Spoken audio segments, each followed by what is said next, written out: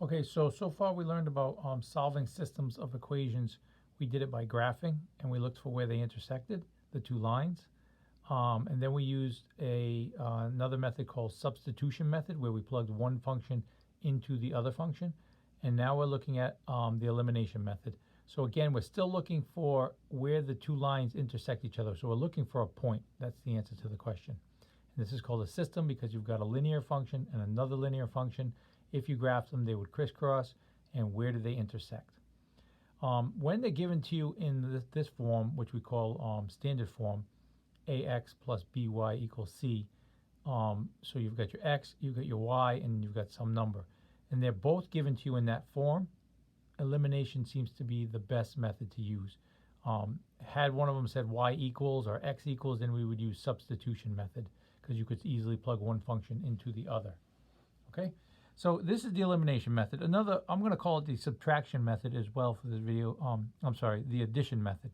Because what I'm going to do is I'm going to add one function to the other function. So just as when you were younger you did, 2 plus 2, and you drew a line underneath and you said 4, I'm going to add these functions together. And the reason I'm going to do that is because if you add a negative 2x and a positive 2x, you get 0.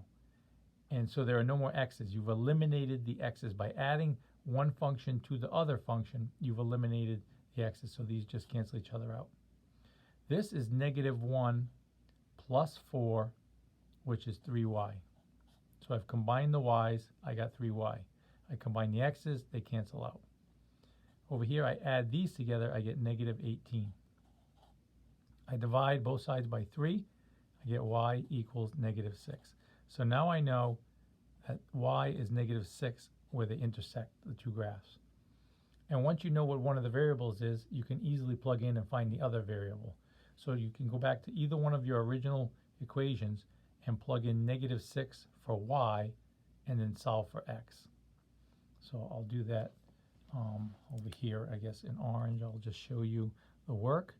I'll write this first one, I suppose. I'll take negative 2x minus y equals negative 6. So I'm just copying this in red.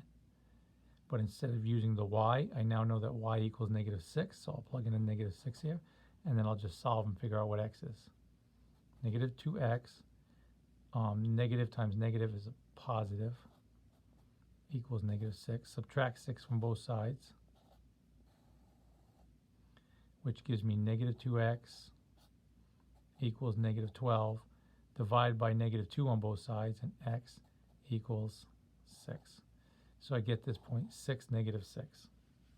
And that's where, if I was to graph both of these, and you can check this on Desmos, which is a graphing site, you could graph both of those and you would see that they intersect at 6, negative 6.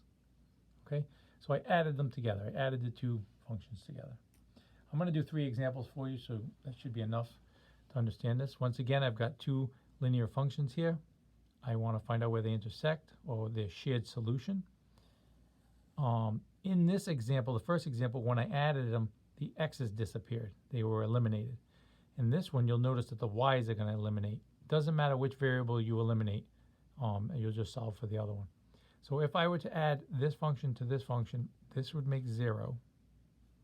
2 plus negative 4 is negative 2x. 25 plus negative 23 is 2. And then I divide both sides by negative 2, I get x equals negative 1. So my answer is going to look like this, because x is negative 1. If I want to know what y is, I just go back to one of the original functions. I'll take this one because it has no negatives in it.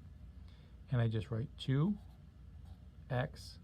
plus 9y equals 25. I'm just copying this.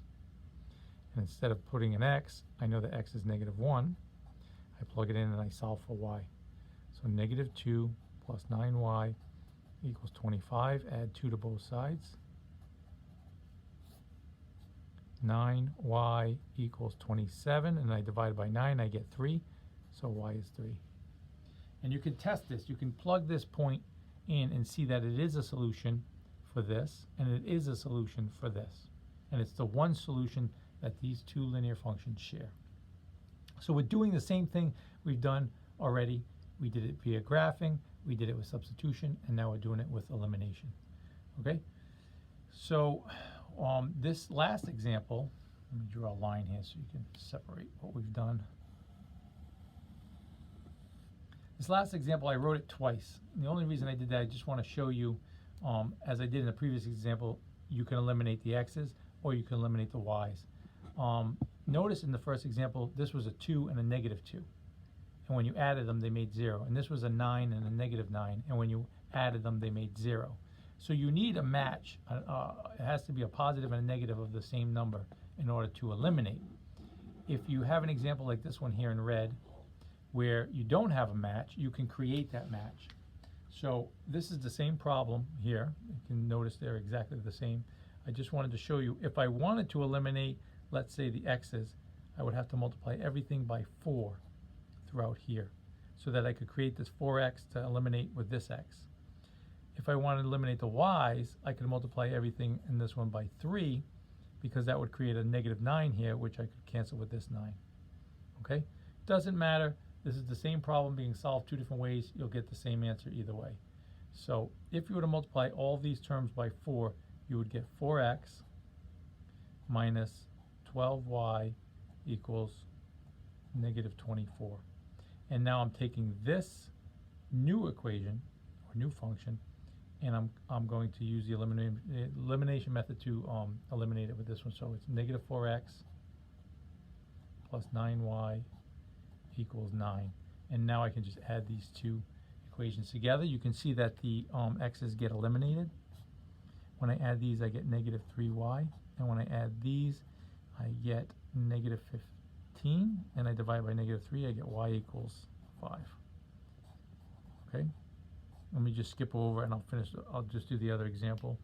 If I would have multiplied everything by 3 instead of 4, I would have gotten 3x minus 9y equals negative 18.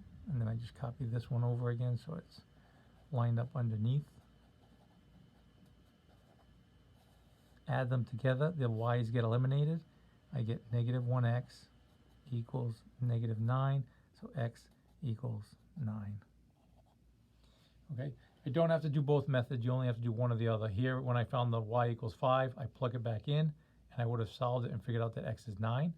In this one, I would have found that my x was 9, plug it back in, and found that the y was 5. Okay, so that's the elimination method.